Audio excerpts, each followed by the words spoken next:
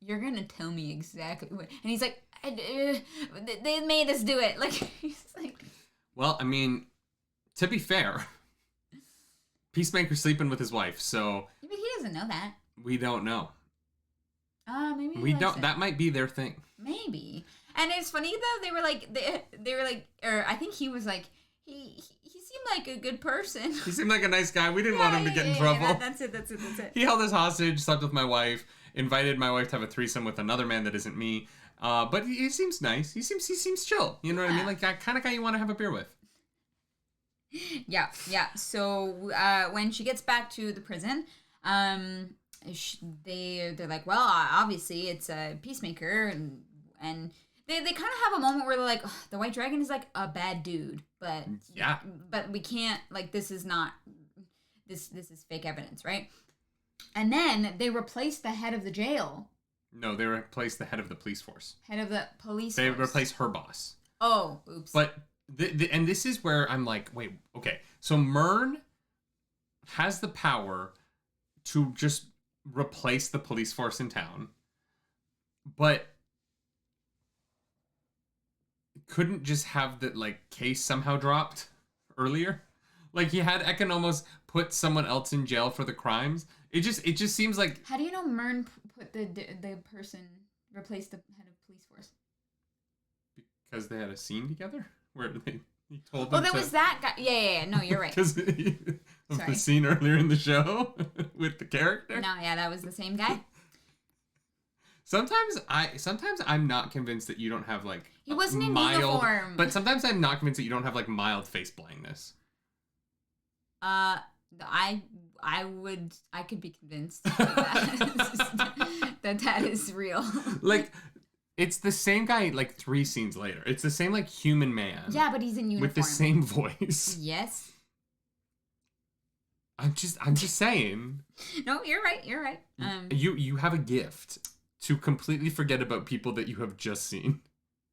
Yeah, even if I've seen them multiple times, it's kind of remarkable. It happens in video games all the time. So that guy gets super sexist and weird with Lieutenant Song. I think she's a lieutenant. Detective Song. Sorry, I do not mean to get your title wrong. Mm-hmm. And so Detective Song is like, we're gonna go see a judge, Judge Judy, my uncle. That scene in the hallway was great. Yeah, I loved it. William Judy. Yeah, William Judy. Yeah. It's his surname. Yeah. What were you thinking? I definitely was thinking that her uncle would be Asian. Me too. When he was very white, I was like, oh, okay, cool. Yeah, I was like, oh, well, all right, sure. It's fine. It was just very funny. Yeah. I mean, yeah, that's life, right? Yeah. It just, yeah, that whole scene was all bait and switches, and I appreciated that about it. Mm-hmm. And it was well done. But also, when she goes, have you heard about Peacemaker? Her uncle's like, yeah, come in. He's like, and so I wonder if that's gonna be a bait and switch too. I wonder if next week that conversation is gonna be him being like, you have to stay out of this. Yeah. I know more than you do about this. I can't talk about it because I like being alive. Just leave this one alone. And she's gonna be like, Unc. No. I'm Detective Sophie Song, and I take down criminals. Flat. Give me my own TV show. No, but I have a feeling she's gonna end up on the team. On the team? I could see that. Yeah. Because I think that Myrn is going to get booted. Mm-hmm. I think Myrn is either going to become a villain or going to get, booted. Or Myrn is going to die, rescuing the team. He's going to prove his, goodness as a bad butterfly turned good by, sacrificing himself for the team. Right. And I think they're going to refill the team with Detective Song. Okay, yeah. It just seems like... It seems like we're going somewhat in that direction. Yeah, I would buy that. Because she's going to be on their case until they're like, oh, aliens in people's heads. And she's going to be like, oh, okay, that might be more important. Yeah, alrighty then. Okay. A little bit. Spicy. So we get the big fight. We get the bomb going off. It looks great. It was very fun. Mm-hmm. Nobody dies, but it feels like Harcourt should have died when the gorilla threw the car engine at her. Crushed.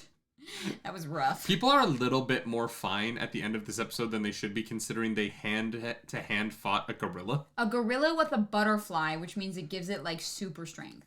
So like a super strength gorilla. Yeah, Vigilante gets punched by a super gorilla. Yeah, he should have internal bleeding. He's genuinely just great. Yeah.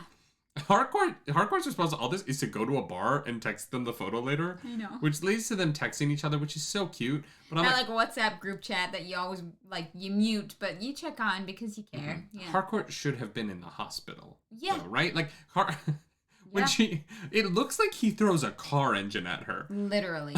And then it falls. She falls into like a shelving unit with it on top of her. She's broken. And I mean, maybe they're all just broken on the inside with internal bleeding. Maybe at the beginning of the episode, they've all died in the last location we saw them because they ignored the internal bleeding. The shock wore off, and the blood that was pooling in their internal organs just finally was enough for them to just perish. All right, Grey's Anatomy. I've watched a lot of Grey's Anatomy. I know you have. It's true. Where do you think we're going? I don't know. I genuinely don't know. And I think that's why this show was so much fun. Yeah. I agree with that. I want to try and come up with like a clever prediction. But I'm kind of just enjoying being along for the ride. I don't know. Is that bad? No, and what's fun about it is that every episode introduces something I wouldn't expect. Like when they talked about the gorilla, I was like, Grodd. Oh, there's like all these obvious things. No, the butterflies have it, and honestly, it's the more obvious things. I'm thinking too far left field, and James Gunn is like, no, I told you. Mm-hmm. I put it in the last episode. And which tells me maybe there's something about Myrn that they've straight up said that if we had just put it to when the reveal happens, we're gonna be like, shit, yeah, that actually makes a lot of sense. What if all the racists get taken over by butterflies? That would be arguably better, right? But then I mean, that's a lot of people dying. Well, but then White Dragon is they're illegals. Because they're alien, and so he has to then go around. He gets rid of all the other white supremacists, and then the one thing I don't want this show to do is make Peacemaker team up with his dad and try and No. I don't think that's what we're gonna get. James Gunn has very publicly said he was very careful with how he wrote Augie. His dad. Oh, okay. And I think that the one thing about the show that would make it uncomfy for me is if White Dragon ever gets to be the hero. No, I don't think when I say that, I don't mean that he ends up becoming a hero. I mean it ends up being it becomes more complicated for the group, right? Because he's already the dad, and then if he's then associating with butterflies. I don't know. I don't think he's gonna be. I want him to. I just want them to keep him bad, and I don't ever want the show to be we should tolerate racists if they're useful. I think that's a message that would turn me against the show. No, I don't think I don't. I know that's not what you're saying. I just want to make sure that would be the direction the show could go. That would be very off-putting to me. Yeah. But having seen everything James Gunn has ever made, I don't think he would do that. No, I can't see that happening. I definitely think that...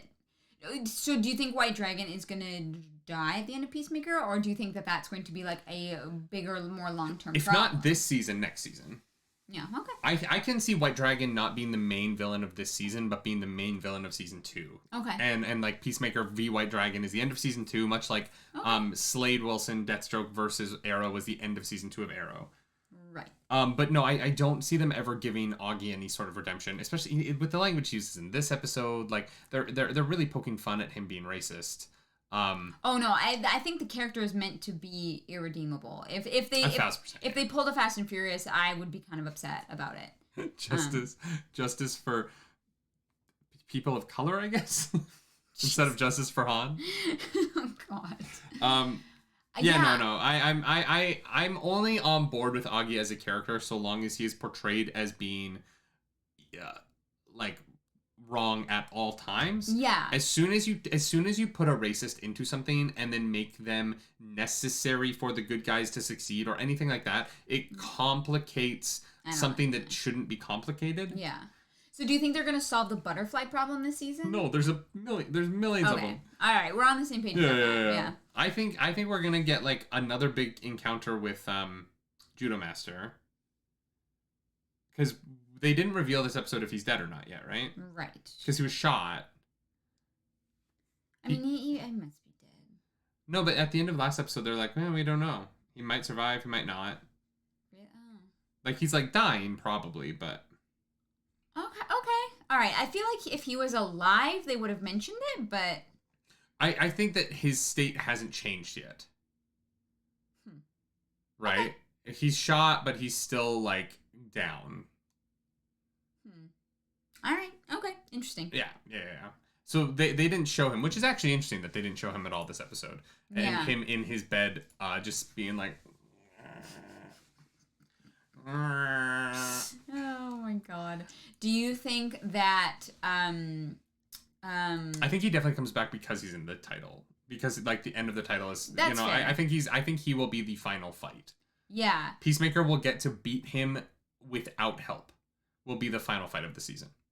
Because at the end of the last fight, he's upset that Adebayo takes his victory from him. So the final fight of the season, Peacemaker will actually get to win that fight himself. Okay, yeah.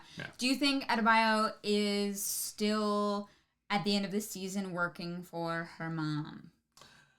I think... working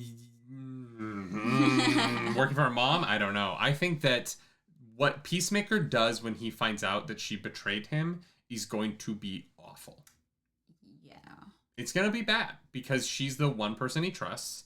And if he ever finds out that she planted the diary, which it's a TV show, so he's probably going to find out. Yeah. If he finds out that she did it, what he will do is going to be awful. And it I was really hoping she was going to decide not to plant it. Me too. I don't really get and the part of the show that I don't understand right now is what's happening. Like why her mom has her there and with this diary. Mm-hmm. But the way that they're delivering information so far has told me that there's a plan and everything is so intentional on the show that the steps forward are couched in these emotional relationships moving forward, and I can already see the splintering of these relationships in the future as they move forward because of the actions they're taking. So it's interesting to watch these characters lay time bombs for their own happiness that they're not aware are going to go off in their faces at some point. Yeah. And that has been a really fun aspect of the show. Like I can almost putting Peacemaker's dad in jail. Like all of these things, these characters are making decisions that are making their future lives harder. And we know that watching them in the moment, we're like, oh my God, that's the worst thing you can do. And the characters are coming to realize that it's the worst thing they could do over time.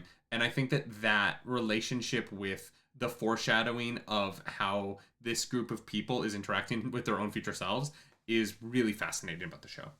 Yeah, I'm going to agree with you there. Did we miss anything? I don't think so. Then if you like this episode, like and subscribe to the channel. If you don't, totally understand. Hit the dislike button. Make us cry when we see how many of you dislike us. It's not that many. Our average likes is 98%. Yeah, I think we're all right. It's kind of crazy. Thank you so much to everyone who likes the videos, who subscribes to the channel. Y'all are awesome. And go subscribe over at youtube.com/Claris Polaris over there is blowing up. You're about to hit 5K. Yeah. Crazy. You're gonna pass the Nerdy Nightly. It's because I'm not on it. You're much more attractive than I am. All of our YouTube commenters love to remind me of that. Oh my God. If you want to follow us around the internet, I'm at Nerdy Nightly. I'm at Claris Polaris. And tomorrow, if you're watching this the day it comes up, or the day after, it's today, we have book club. And it's the drop of Pokemon Legends Arceus. So all afternoon, Claris will be streaming it. Then tomorrow night, I'm going to be doing my brilliant Diamond Elite Four Nuzlocke Extravaganza. We're going to fight the Elite Four again and not wipe this time. Praise Arceus. And then I'm going to be playing Arceus all night after that. Come join us for that over on Twitch. Do something nerdy tonight. Bye.